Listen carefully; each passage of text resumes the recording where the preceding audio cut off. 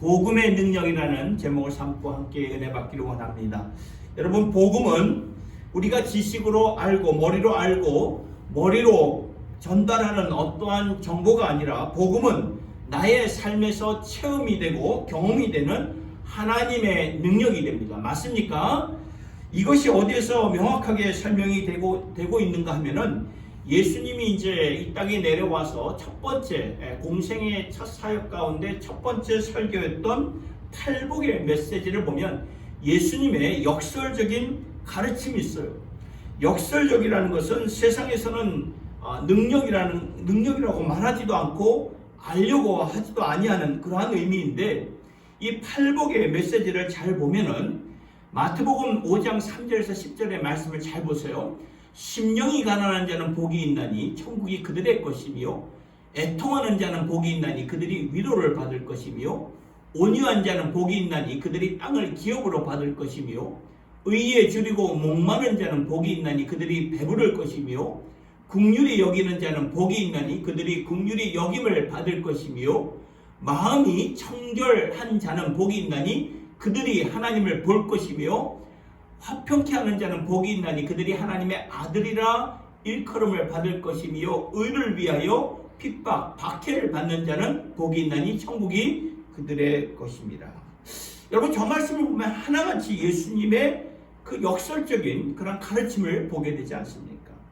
세상은 저렇게 생각하지도 않고 말하지 않는 것을 예수님은 이것이 복이다, 이것이 복이야 라고 말씀하고 있는 거예요. 왜 그럴까요? 복음의 능력으로만 이해가 되는 말씀이기 때문에 그렇습니다. 오늘 본문의 말씀도 마찬가지예요. 바울이 지금까지 어떻게 복음의 사역을 감당했는가 말씀을 보니까 4절부터 오직 모든 일에 하나님의 일꾼으로 자천하여 많이 견디는 것과 환난과 궁핍과 고난과 매맞음과 갇힘과 난동과 수고로움과 자지 못함과 먹지 못함 가운데서도 이 사명을 내가 감당했다 말씀하고 있는 거예요. 이렇게 생명을 던져서라도 감당해야 되는 가치 있는 사명을 내가 감당했다고. 그러면서 바울이 6절부터 뭐라고 말하고 있는가 하면은, 깨끗함과 지식과 오래 참음과 자비함과 성령의 감화와 거짓이 없는 사랑과 진리의 말씀과 하나님의 능력으로 의의 무기를 좌우에 가지고 나는 감당했다. 세상이 모르는 능력으로 복음의 사역을 환난 중에서도 감당했다고 바울은 고백을 하고 있는 거예요.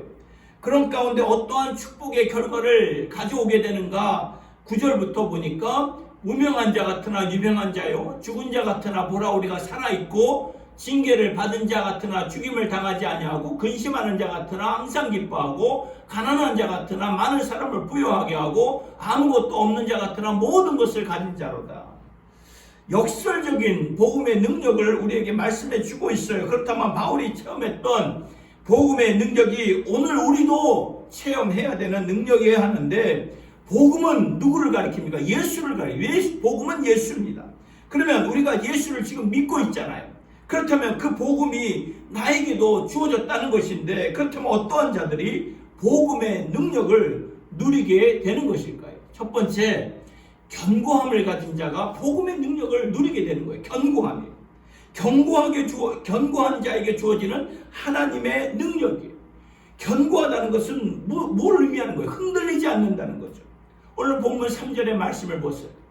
우리가 이 직분이 비방을 받지 않게 하려고 무엇이든지 아무에게도 거리끼지 않게 하고.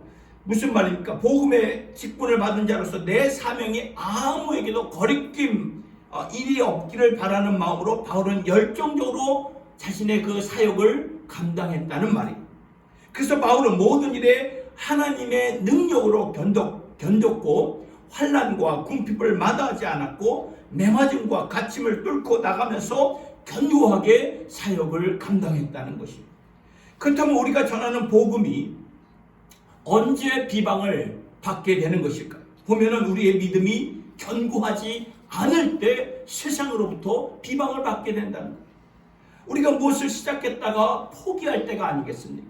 하나님의 직분, 내게 귀한 직분의 사명을 주셨는데 그걸 사명을 감당하지 못하고 실망되어서 포기할 때, 그때 세상 사람들은 믿는 자들 향해서 비방을 한다는 거예요. 뭐 저 사람들 우리와 다를 바가 없네. 당신들도 힘들면 포기하고 잘 되지 않으면 낙심하고 잘 풀리지 않으면 절망하고 우리와 다를 바가 뭐가 있는가. 그러니까 세상이 알지 못하는 복음의 능력을 갖고 산다는 것은 한마디로 견고해야 된다는 거예요. 견고하다. 어떠한 장애와 어려움과 아픔 가운데서도 견고하게 내 믿음을 지키고 견고하게 예수를 드높이며 견고하게 주신 직분을 감당하는 것, 이것이 복음의 능력이라는 거예요. 시작한 것을 끝내는 거예요. 아무리 시작이 화려했을지라도 끝내는 게 끝나지 않으면 아무런 의미가 없는 거예요. 경주를 시작했으면 끝내는 것이 진짜 능력 아니겠습니까? 그래서 디모데후서 4장 7절의 말씀을 보니까 나는 선한 싸움을 싸우고 나의 달려갈 길을 마쳤고 믿음을 지켰다. 이것이 복음의 능력이라는 거예요, 여러분. 여러분, 바울에게는 은혜롭고 기가 막힌 그의 삶을 보면 은혜롭고 기가 막힌 놀라운 간증이 있었어요. 그게 무엇입니까? 그의 그 다메섹 도상에서 그가 예수를 만나 회심했던 그러한 스토리가 아니겠습니까? 놀라운 간증이에요. 그런 간증을 갖고 있으면 오늘날로 말하면 교회마다 다니면서 간증거리를 전하는 바울의 회심의 스토리예요. 또한 바울에게를 보면은 그 치유의 그러한 그 치유하는 그 은사가 대단했어요. 그래서 사도행전을 보면 그의 손수건이 닿기만 해도 사람들의 병이 낫는 놀라운 역사가 있었던 은혜롭고 놀라운 그의 간증이 있었지만 바울은 오늘 본문의 말씀을 통해서 절대로 그런 간증을 말하지 않았어요. 그것이 복음의 능력이다 라고 말하지 않았던 거예요. 도리어 바울은 내가 고난과 환난 중에서 예수 때문에 내 직분을 포기하지 않았고 반쯤 가다가 주저하지 않았고 나는 고난 가운데 장애물 가운데 낙심과 절망 가운데 끝까지 가서 내 할 일을 감당했다. 여러분, 복음의 능력은 끝까지 가는 거예요. 끝까지 가는 거. 바울이 그것을 우리에게 말씀해 주는 거예요. 우리는 살다 보면은 낙심될 때가 있지 않습니까? 절망할 때가 있지 않습니까?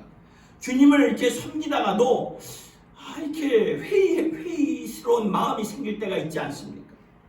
그러나 그러한 상황을 넘어서 끝까지 가는 것이 복음의 능력이라는 거예요. 그러하려면 어떻게 해야 됩니까? 우리의 마음 자세가 견고해야 된다는 거예요.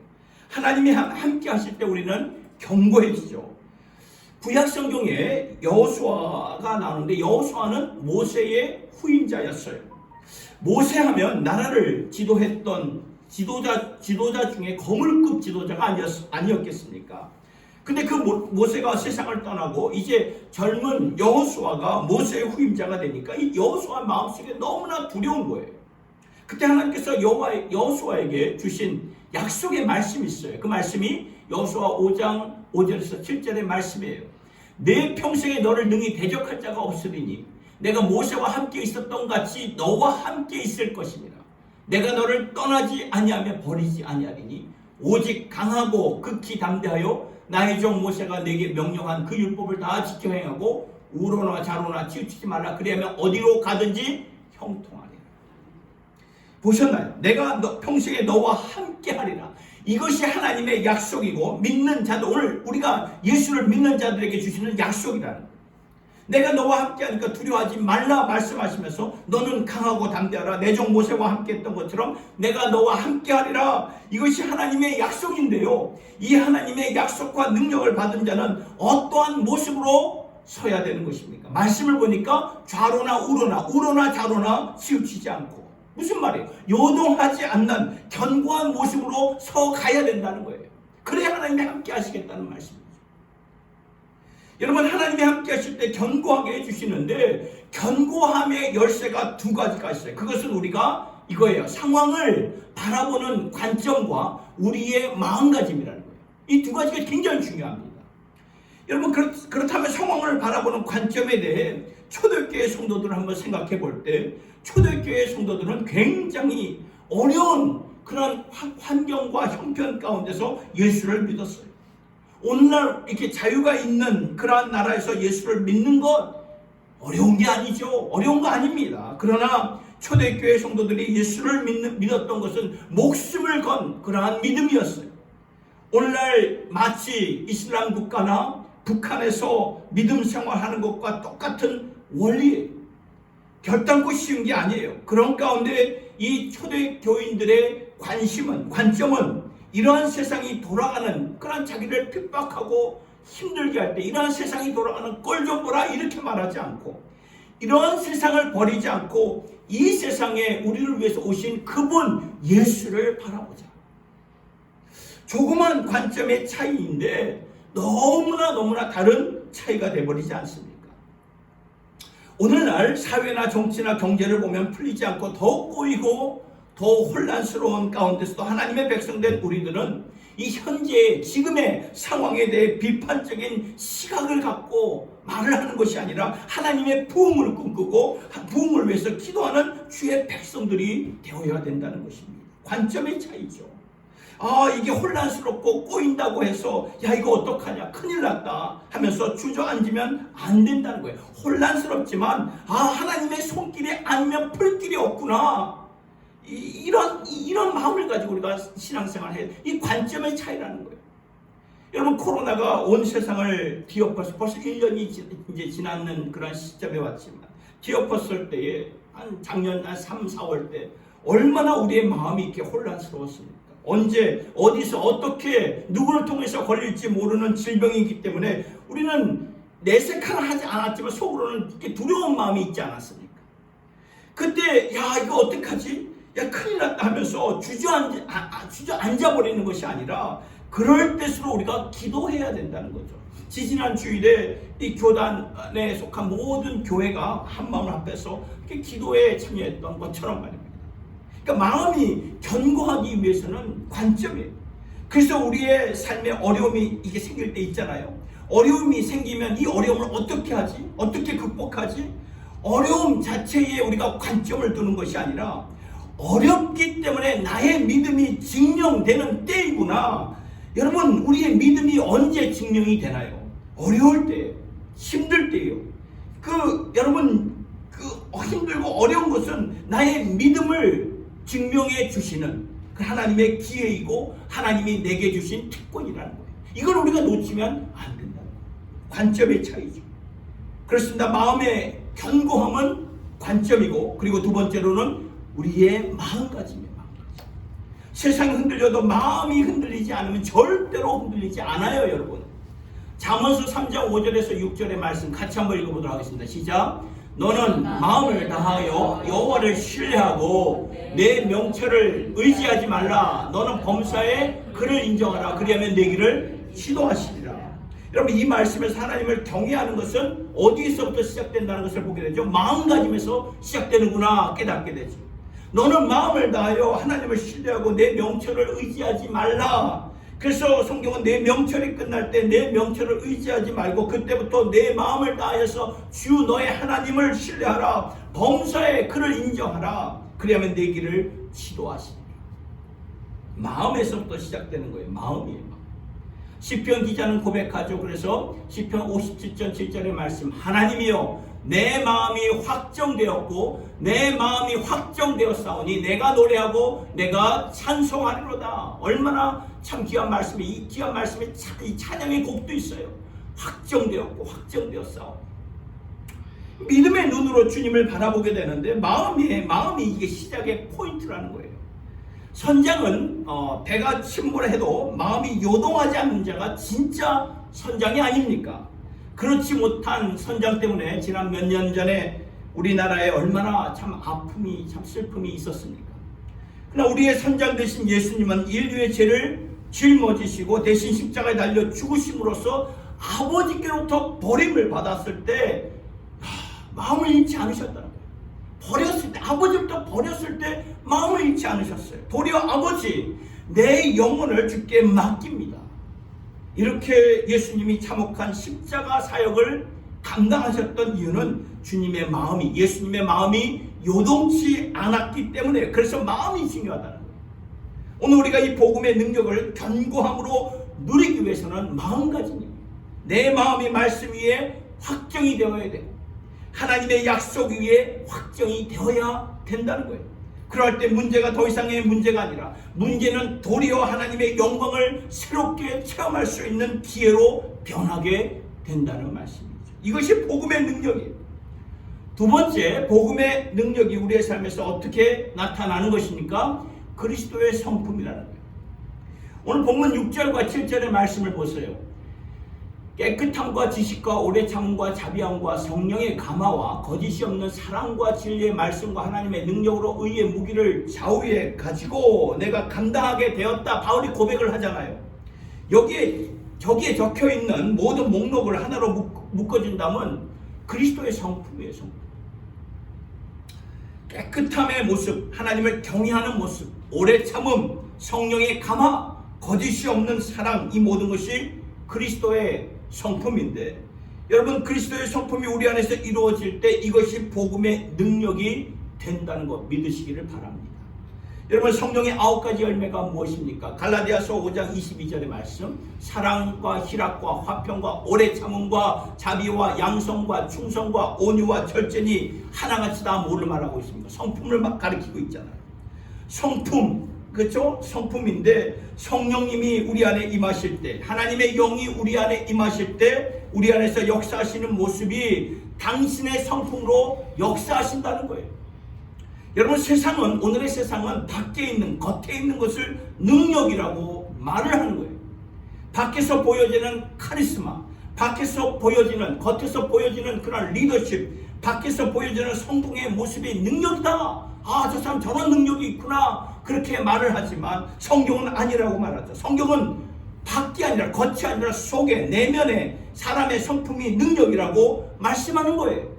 보세요. 겉에 있는 것은 세상이 언제든지 앗아갈 수 있어요. 빼앗아갈 수 있어요. 그러나 속에 있는 것은, 내면에 있는 것은 세상이 앗아갈 수가 없다는 거예요.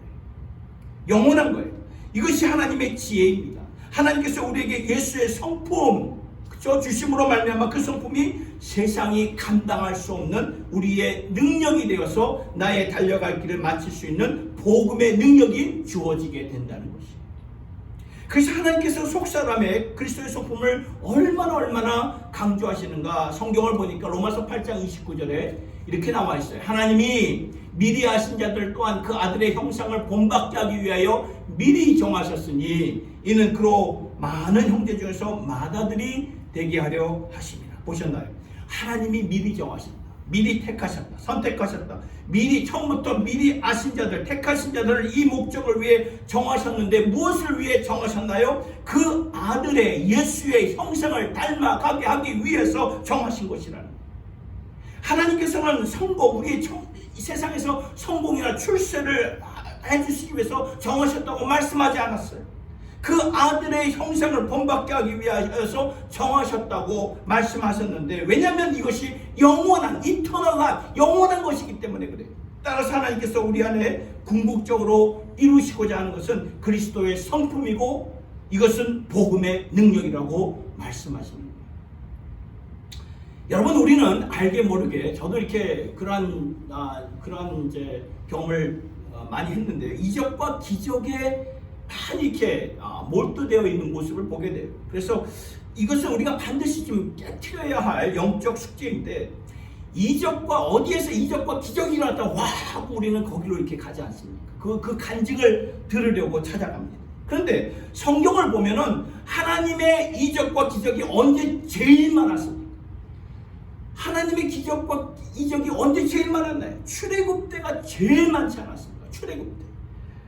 애굽에서 이스라엘 백성들이 나올 때 하나님의 기적을 보면 전무후무한 기적과 이적이었어요.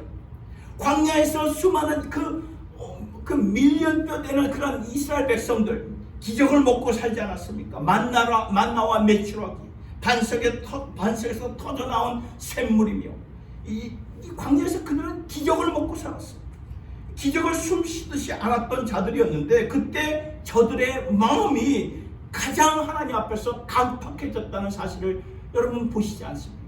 참 아이러니해요. 왜 그럴까? 이렇게 하나님께서 기적을 베푸시고 이적을 베푸시고 그게 삶의 간증인데 왜 백성들은 그렇게 강팍해졌을까? 연약해졌기 때문에. 진짜 능력은 어디 있냐? 속에, 내면에 있는 거예요. 속에 있는 거예요. 성품이죠. 성품이 빚어지지 않고는 기적과 이적을 먹고 자란 자들 나중에는 오래가지 못한다는 거예요. 그래서 보니까 1세 이스라엘 백성들은 두 사람 빼고 여호수아와 갈렙만 빼고는 다 광야에서 죽지 않습니까? 약속의 땅에 아무도 들어가지 못해요. 여러분, 오늘날 이 교회의 성도의 진짜 능력은 그리스도의 성품이에요. 그리스도의 성품은 성령의 열매, 아까도 우리가 보았듯이 성령의 열매, 사랑, 희락, 화평, 오래 참은 자비, 양속, 온유, 충성, 절제, 이걸 갖고 사는 사람들에 대해서 세상이 어떻게 이러한 능력, 성령의 9가지 열매를 능력을 갖고 사는 자들에게 어떻게 세상이 감당할 수 있겠습니까? 못하죠. 디모데후서 4장 7절에서 8절의 말씀 같이 읽도록 하겠습니다. 시작. 나는 선한 싸움을 싸우고 나의 달려갈 길을 마치고 믿음을 지켰으니 이제 후로는 나를 위하여 의의 면류관이 예비되었으므로 주 곧 의로우신 재판장이 그날에 내게 주실 것이며 내게만 아니라 주의 나타나심을 사모하는 모든 자에게니라. 아멘. 이 말씀을 잘 보면 바울은 그 후로는 하나님께서 나를 위하여 무슨 면류관이요? 의의 면류관을 예비하셨다. 의의 면류관은 성품의 면류관을 말해주는 거예요.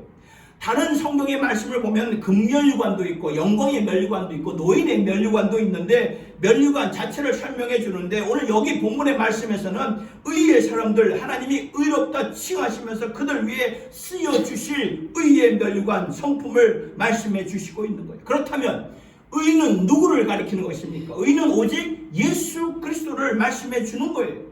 그래서 의의 면류관이라는 것은 예수 그리스도를 닮아가는 사람들에게 쓰여지는 면류관, 의의 면류관이라는 거죠. 그래서 바울은 오늘 본문 7절의 말씀을 보니까 이렇게 나와 있죠. 모든 믿음의 여정 가운데 선한 싸움을 싸우고 달려갈 길을 마치고 믿음을 지키는 과정 가운데 하나님은 궁극적으로 내 안에 그리스도의 성품을 이루셔서 의의 면류관을 씌워주신다 말씀을 해주시는 거예요. 따라서 하나님이 보시는 것은 뭐예요? 우리의 성품, 캐릭터죠. 우리의 성품이에요. 예수 믿으면 구원받아요. 맞아요. 그런데 구원받으신 분들은 다 똑같은 모습으로 구원받지 않는다는 거예요. 이 성경의 명확한 가르침이에요.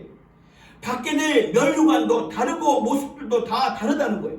예수 믿으면 구원받지만 상급도 다르고 면류관도 다르고 부끄러운 구원이 있는가 하면은 영광스러운 구원이 있다는 거예요. 왜 그럴까요? 무엇이 다를까요? 우리의 성품이라는 거예요. 영원히 남는 예수 그리스도의 모습에 하나님께서 이 일을 위하여서 우리를 택하셨다. 우리를 택하셨다고 말씀하셨는데 이것이야말로 세상이 흔들 수 없는 것이다. 여러분, 하나님이 때때로 우리에게 어려움을 주시고 풍파를 주시는데 왜 그럴까요? 생각해보면 우리의 성품을 이게 견고하게 해주시기 위해서, 스통하게 해주시기 위해서예요. 아이들을 이렇게 키우다 보면 이렇게 자라면서 참 이렇게 아프면서 자라지 않습니까? 근데 아이들이 아플 때마다 그냥 오냐 하면서 온실 속에서 키우듯이 그렇게 이제 하다 보면은 나중에 아이들이 홀로 서지를 못해. 연약해져요. 이처럼 영성도 마찬가지죠. 우리가 아프면서 주님을 더욱더 붙잡게 되고 아프면서 주님의 소망을 알게 되고요. 어려워지면서 주님 앞에 무릎을 꿇게 되고요. 나의 명철과 한계를 알게 되고 그래서 한계를 뛰어넘는 하나님의 그 은혜를 붙잡게 되는 이것은 아프면서 우리가 배워가게 된다는 말씀이죠. 그래서 바울은 로마서 5장 3절과 4절의 말씀에 같이 읽도록 하겠습니다. 시작. 우리가 환난 중에도 즐거워하나니 이는 환난은 인내를, 인내는 연단은 소망을 이루는 줄 알미라. 아멘. 여러분, 연단이 뭐냐면 성품이에요. 성품이에요. 캐릭터의 성품입니다. 우리가 하나님의 진정한 소망을 알기 위해서는 이러한 고난과 인내와 연단이 만들어지는 과정을 거쳐야 된다는 거예요. 그래야 내 마음 안에 예수의 성품이 이루어지게 된다는 것이죠. 이것이 복음의 역설적인 능력이고요. 세상이 감당할 수 없는 능력이 되는 거예요. 찬송가 507장에 2절의 그 가사를 보니까 이런 가사가 있어요. 주 모습 내 눈에 안 보이며 그 음성 내 귀에 안 들려도 내 영혼 날마다 주를 만나 신령한 말씀 늘 배우도다. 그리스도의 예수의 모습이 내 안에 이루어지기 위해서는 내가 할 수 있는 것이 무엇일까요? 주 모습, 저 가사 그대로 주 모습 내 눈에 안 보이고 그 음성 내 귀에 안 들려도 내 영혼 날마다 주를 만나 신령한 말씀을 늘 배우는 거예요. 그러할 때 복음의 능력을 보게 되는 거예요. 여러분 저 가사를 잘 보면 내 눈에 아무것도 안 보이고 내 귀에 아무것도 안 들려도 내가 주님을 날마다 만나는 것이 어디에서 이루어진다고 설명하고 있죠? 신령한 말씀이에요. 신령한 말씀. 신령한 말씀에서 만난다고 말씀하고 있어요. 그러니까 진리의 말씀으로 예수를 만나게 되는 거예요. 진리의 말씀이 내 안에 인격적으로 임할 때, 들어올 때 우리 안에서 역사한 거예요. 하나님의 말씀을 살았고 운동력이 있어 좌우의 날선 검보다 예리해 우리 혼과 영과 골수를 찔러 쪼갠다고 말씀하고 있지 않습니까?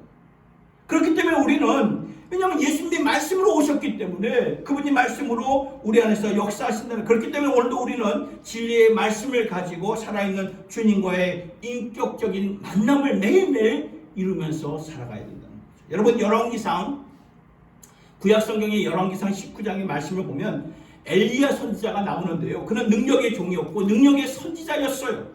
그런데 어느 날 이 국가적인 위기를 맞게 됩니다. 그러면서 엘리야는 하나님의 말씀을 들어야 하는데 그때 하나님이 이러한 국가적인 위기 가운데 우리에게 나에게 무슨 말씀을 주실 것인가? 엘리야 생각에는 하나님이 주실 말씀은 땅을 진동하는 말씀이 되고 하늘을 움직이는 그런 말씀이 될 줄로 생각하면서 계속 엘리야 선지자의 말씀을 기다렸는데 보니까 하나님의 말씀 열왕기상 19장 11절 12절의 말씀을 보니까 언제 주시는가 보니까 불 후에 모든 그런 상황이 지난 후에 세미한 소리가 있는지라. 그러니까 하나님의 말씀은 모든 것이 지나고 세미한 음성으로 나만 들을 수 있는 음성으로 엘리야의 생각에는 그런 하늘을 여는 그런 천둥이나 번개 가운데 들릴 줄 알았는데 그러한 가운데 들리지 않고 이 하나님 모든 것이 다 지난 후에 세미한 음성으로 나만 들을 수 있는 음성으로 하나님이 엘리야에게 임하셨고 그 말씀으로 엘리야를 일으켜서 나라를 새롭게 하셨다는 거예요. 이것이 하나님의 능력이라는 거예요. 내 생각과 다르다는 거예요. 여러분 하나님의 능력은 땅을 진동하는 겉에서 나타나는 그런 말씀이 아니라 하나님의 능력은 세미한 음성으로 내 안에 임하여서 내 안에 인격적인 주님의 모습을 이룰 때 내가 변하게 됩니다. 말씀을 정리하면서 여러분 우리는 우리의 속사람이 견고함의 능력과 그리고 그리스도의 성품으로 우러나오는 능력으로 살 때 복음의 약속이 주어지는데 어떠한 복음의 약속이 주어지는 것입니까? 결론적으로 오늘 본문의 말씀 9절과 10절의 말씀이에요. 저 말씀을 잘 보면 무명한 자 같으나 유명한 자가 된다. 세상에서는 아무도 알지 못하는 무명한 자 같으나 하나님께서 인정하셨으니 하나님 앞에서 유명한 자로 살아가게 된다는 그 말씀이에요. 죽은 자 같으나 우리가 살아있어요. 왜요? 생명의 원천이 되시는 예수 안에 있기 때문에 우리가 살아있게 되는 거죠. 징계를 받은 자 같으나 죽임을 당하지 않고 이것이 십자가의 능력이 아니겠습니까? 십자가에서 징계를 받았지만 그것이 끝이 아니라 도리어 십자가를 통해서 하나님의 생명력이 임하게 된다는 말씀이죠. 근심하는 자 같은 항상 기뻐하고 왜 그럴까요? 기쁨은 밖에서 오는 것이 아니고 속에서 솟아오는 것이기 때문에 환경과 조건에 상관없이 항상 우리가 기뻐할 수 있다는 거예요. 가난한 자 같으나 많은 사람을 부유하게. 여러분 물질에 여유가 있어야 많은 사람들을 부유하게 합니까? 천만에요. 그렇지 않아요. 여유 있는 자들이 도리어 많은 사람들을 부유하게 하지 못해요. 왜 그럴까요? 더 많이 가지려고 하고 더 많이 이렇게 숨기지 않습니까? 근데 보세요. 별로 가진 자들을 통해서 하나님이 역사하신다는 거예요. 가난한 자 같으나 세상을 부유하게 한다. 바로 예수님의 마음이 있기 때문에 예수님의 마음을 가지고 구제하고 예수님의 마음을 가지고 축복하고 예수님의 마음을 가지고 남들을 섬기며 나누게 되기 때문이죠. 그리고 아무것도 없는 자 같으나 모든 것을 가진 자. 오늘 이 북한 성도들을 잘 보면은 여러분 그들에게 뭐가 있겠어요? 아무것도 없어요. nothing이에요. 아무것도 없어요. 다 잃었지만 예수의 이름 이거 하나 갖고 나라를 축복하며 아무것도 없는 그런 빈곤한 가운데서 주님을 찬양하며 감사하는 그런 북한의 성도들을 보게 돼요. 역설적인 복음의 능력이라는 거예요. 여러분, 우리가 매 주일 이렇게 예배를 드릴 때마다 신앙 고백을 하잖아요. 그렇죠? 전능하사 천지를 만드신 하나님 아버지를 내가 믿사오며, 이것이 우리의 믿음이라는 거예요. 전능하사 천지를 지으신 하나님 아버지를 우리가 믿는 것입니다. 이분이 우리의 아버지가 되시고 이분이 우리의 하나님이 되신다면 우리는 모든 것을 소유한 것이 맞지 않습니까? 맞죠? 맞아요. 이것이 복음의 능력이에요. 이러한 능력으로 사는데 세상이 어떻게 감당할 수 있겠습니까? 이러한 복음의 능력 앞에서 세상이 감당할 수가 없는데, 우리 모두 이러한 복음의 능력으로 사셔서 견고함과 예수 그리스도의 성품으로 충만하기를 예수님의 이름으로 축원합니다. 기도하겠습니다. 하나님 아버지, 예수 그리스도의 복음을 알게 하여 주시고 또 깨닫게 하여 주심을 감사합니다. 이 복음은 가난하지만 세상을 부유하게 만들고 아무것도 없지만 모든 것은 가진 자로 깨닫게 하여 주시니 감사합니다. 저희들 영광스러운 직분으로 견고하게 세움받아서 복음의 능력으로 세워주셔서 상황을 바라보는 관점과 우리의 마음가짐이 말씀과 약속에 확정된 마음 되어서 흔들리지 않는 견고한 마음이 되게 하여 주시옵소서. 또한 복음의 능력은 그리스도의 성품이라고 말씀하셨습니다. 우리의 속사람이 예수로 더욱더 채워지게 하여 주시옵소서. 그리하여서 세미한 음성으로 우리에게 인격적으로, 오늘도 지금도 인격적으로 말씀하시는 예수님을 꼭 말씀 안에서 만나 그 말씀을 내가 먹고 마심으로 우리에게 주시는 약속으로 세상이 감당하지 못하는 그런 능력자들로 삼아 주셔서 합당한 복음의 직분자의 사명을 잘 감당하여서 하나님께 영광 돌리는 주님의 권속들 되게 하여 주시옵소서. 예수님의 이름으로 기도드리옵나이다. 아멘. 찬송가 507장입니다. 주님의 마음을 본받는